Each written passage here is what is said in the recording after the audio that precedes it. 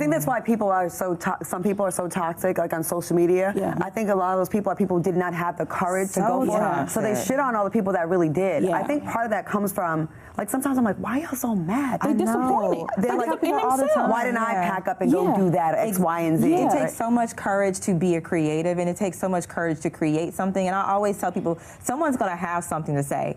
I stopped reading the comment section. Like, I don't even read the comment section because you're watching me. Yeah. You're watching me do what God ordained me to do. Peace. And you have something negative to say, but that has nothing to do with me. I take constructive feedback, and I'm not immune to that. But in the same sense, you can't allow people who don't have the courage to walk in your walk to tear you down. And it can happen. It happens to even the strongest of people, that we're offended. Someone's words can get to us. So sometimes you just have to put your armor on and be like, you don't have enough courage to do what I do, so I'm not about to let you affect how I do what I do. I do wish it didn't manifest that way. I wish people would be more like, you know what, help me get there, instead of, fuck you, bitch, you ain't all that, or you probably slept with someone to get there, or whatever it is. You know what I mean? Like, just discounting someone else's greatness. She probably don't even, If I did sleep with somebody to get there, why does that bother you? Well, sometimes you have to do what you have to do. I mean, that's true. That's a good question. Like, and some people are like, you have to.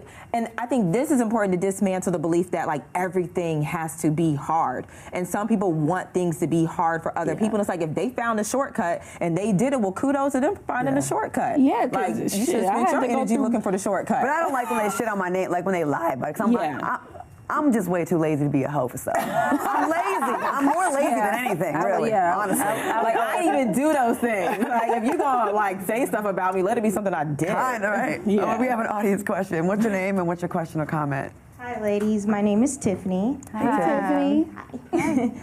I first of all just want to applaud you guys for just the love and the unity that you guys have amongst yourselves, and I think that is very important. Thank you. I actually have a cousin who started her own vegan lipstick line. Oh. And she's not here right now, but yes, this is what I have on. This is pumpkin spice.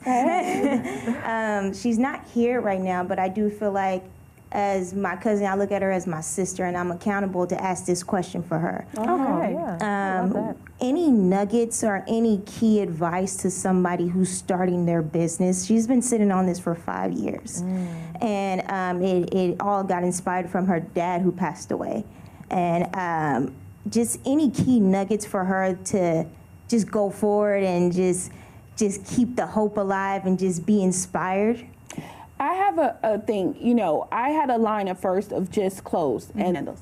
He said, sell everything else and keep the candles. And I said, you shit me. No, I've spent hundreds of thousands of dollars. I'm in the mall. No. But that was what I needed to do. So even though it took time, I had to pivot. So I would tell her, if she's been sitting on this for 5 years, look at the business and don't be scared to pivot. Sometimes we get scared because we think that means failure, but no. The faster you fail, the quicker you can get to the success. So pivot. Yeah, that's good. That's mine. Thanks for your question. So, I mean, I'm also a firm believer in, like, you can't want something for somebody more than they want it for themselves. But I think you can hold her accountable and ask her about it. Next time you see her, ask questions. Hey, what's going on with that? I wore this lipstick and they loved it. What are we going to do? Like, how are we going to get this in front of other people? And one thing that my best friend, like, I'm an entrepreneur at heart. My best friend, she dances around the idea. And so one of the things was, like, buying her a gift that encouraged her to use it. She might not have bought a marketing package or a branding package, but here, I bought you a branding package. Go ahead and use that. Like, I'm investing in you to invest in your business. How can someone do that? How could someone buy a branding or marketing package? I've never heard that. Oh, so, you can find people like, Sabrina does branding and she coaches other women and so forth who want to launch their businesses. Maybe someone can say, I purchased you a spot in her next sessions or her next program coming up. My little sister just started a wrapping paper line for culturally inclusive wrapping papers. I was like, okay, I'm going to pay for your photo shoot for you to put these projects and products up on your website. And so sometimes it's investing in them, showing them that they're worthy of investment from the people around them, really encourages them and gives them that push. And buy their product. And so I would like to add to that. If you're going to be an entrepreneur, and give her this word for me. The word is, you have an innate ability, right, to survive and pay your rent and pay your car note and pay your bills. You aren't born with the ability to buy billboards and place TV ads and do photo shoots and spend your money. So what I personally do is I do my business first, and then I pay my bills last. So when you get into the exercise of investing in your business first and knowing that God has put something within you to always make a way and to survive, then your survival tactics will kick in to take care of that. So I think a lot of women don't start businesses because we need that security blanket. We need to feel secure. So therefore, we don't bungee and do the things. We don't gamble in business like men do. So I would always say, listen, you have what it takes to be able to pay your bills, but you don't have what it takes to be able to, buy a commercial or pay for an influencer to push your brand or Facebook ads or things of that nature. Do that first, and then put your back against the wall for your necessities. That's got to be scary, though, at first. I would imagine that's really scary because, mostly women are the ones that hold down the households. You know what I mean? Like, a lot of times, that's just the reality of it, right? So to think of, oh, my God, putting that second and putting their business and themselves first is difficult for a lot of women, right? Because... Feet to the fire. Right? It's what they call it, burn the boat. Like, burn the boat. It's like you kind of back yourself into a corner. It's like it has to be made. You force yourself to have to make it. You force yourself to level up. Like I was telling Alex earlier, like my assistant came to me and she raised her prices. And at first I was like, oh, I don't know, might have to let her go. And I was like, no, she's essential to my business. You level up so you can afford to pay her every month and it doesn't affect your bottom line. And it has forced me to. So sometimes you do have to put yourself in a position to be uncomfortable. And everyone doesn't excel. But uncomfortable is right where the good space is. Because when you're comfortable, this is what she told me, you're not gonna make no money. Comfortable doesn't get you to the next level. So you have to be uncomfortable. And I think every business owner, every entrepreneur will tell you they have been at that moment where they didn't know how they were gonna pay their bills. I took this class, and I want everyone to kind of take this to heart. And we had to write down all the things that we had in our life and put a box in ourselves and all the things we had. And all the things we wanted that we didn't have were outside the box. The box represented the comfort zone and what you'll continue to get if you stay there. And it was just like, it's a simple concept, but it just kind of like reinforced, like, I gotta stretch every day and do something that makes me a little uncomfortable, whether it's starting a conversation with someone, public speaking, whatever it is to kind of stretch you a little bit, to kind of get you into that uncomfortable zone where all the magic happens. All the magic happens. So Tonya, Black Enterprise magazine deemed you one of the new faces of wealth building. What are some of the initiatives that you've launched? So with my company is MyFab Finance. That's how I got started as an entrepreneur, was empowering people with financial education. And so one of the things was important for me was helping people eliminate debt, because I feel like some people don't make decisions, that they don't do what they want to do or chase their dreams because they have debt. And so we created the Banish to Balance Challenge, which was a challenge to help people eliminate as much debt as possible in 60 days. And so we had about 5,000 people in the program. Everyone didn't participate, but those who participated, we paid off $250,000 worth of debt in 60 days. Wow. Yes. Oh, wow. Yeah. So that's a project that we've replicated that numerous times. And then we also have the Blue Ribbon Club, because the mission of MyFab Finance is to help people break the cycle of living paycheck to paycheck so they can do more of what they love. I'm really big on that what they love space and experiencing life on your terms.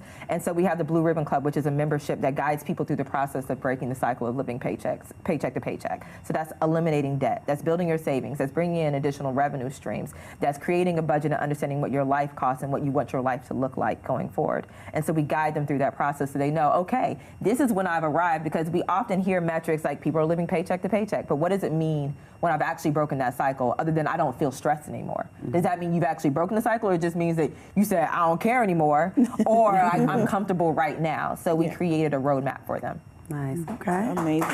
You ladies are all dropping some great gems here tonight. Like, I'm so glad y'all are here to do this. So it's not uncommon to hear women blame motherhood, for the reason why they can't pursue their dreams. So how do you balance motherhood and business? And are all three of you mothers, or? Yes. So how do you balance that? Because I mean, boys. We're all boy moms too. Yeah. Wow. Because motherhood alone is a job. We don't balance it.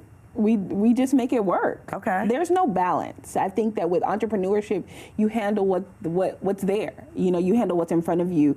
I've learned a lot from them, because I'm a mom that is, a little less hands-on. My ex-husband is extremely hands-on, and so I've learned so much from them. Sabrina homeschools, Tonya's there with her baby every day, and you see it and you get inspired and you like, okay, what can I do? What can I pick up? But as women, we have to lean on each other. So that's, I guess that's how I get through.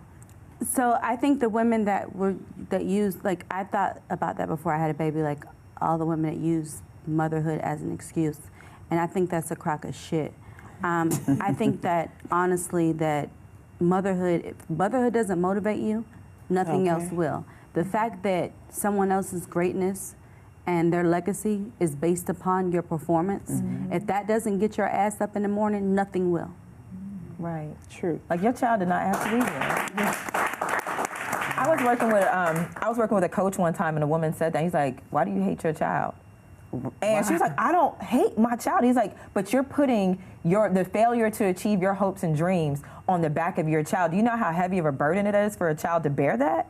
And I was like, that's powerful. You can't put that on. Your decision not to take a chance or not to do something is not your child's fault. Your child becomes a socially acceptable excuse because other people understand that motherhood is hard, but it's not your child's fault. I became a mother a little later. I became a mother at 34. My son is 14 months now. And I was like, okay, I want to carve this lifestyle. So I became an entrepreneur because I wanted to be a present mother. My mother and father were in the military, and I saw my parents go off to places and have to go on assignment and leave me and my sister behind. I was like, I don't want someone else to tell me how to show up in my children's life. So that's why I decided to become a business owner. But my son, like, I'll be on set taping something, and I'm like, okay, I need to go breastfeed my baby. And creating that life where my child fits into my life instead of my child takes away from my life. What about my son's here today? Really? So my son is upstairs, and he's watching this today, and he's going to have to do a project on how many cameras are here and how things flow behind the scene and things of that nature. So it's pretty good to be, hands-on and allow your child to really experience business because you give them something that no one can take away from them. Basically, we use motherhood as power, not as something to hold us back. It's kind of like nails on chalkboard sometimes when I have some friends that say that sometimes. And I'm like, you're a woman, you're a black woman too. You can probably pretty much do anything. And you need support. I mean, for me, it is support and understanding what support looks like for you and being comfortable asking for that support. So when my son was 7 weeks old, I was like, we need a nanny. Like, I need support. Like, I'm not even going to try to be, breastfeeding, typing on my laptop and everything else. Let's bring someone else in so that I can operate with a clear mind. But it was saying, okay, this is the type of support I need. This is the type of support I'm going to enlist. And sometimes not feeling like I have to do it all and I can't, ask other people for help. I think that's important because then you just wear yourself down and then you resent. What about the women that don't have that? That they are truly single moms, they don't have a tribe, they are living paycheck to paycheck, they can't afford a nanny, but they have these great ideas. What advice can you give those women that they feel like this is so far away from where they are right now? Well, anything is far when you think of it like that, but if you stop eating at Starbucks, you stop going out to eat, you stop going to the Beyonce concert, you stop going here, you can find $500. That's what I started with. You can go sell something on eBay that a t-shirt that you made from a website that you don't even have to have it with you. So you can do what you want to do, but do you want to be fly at the Beyonce concert?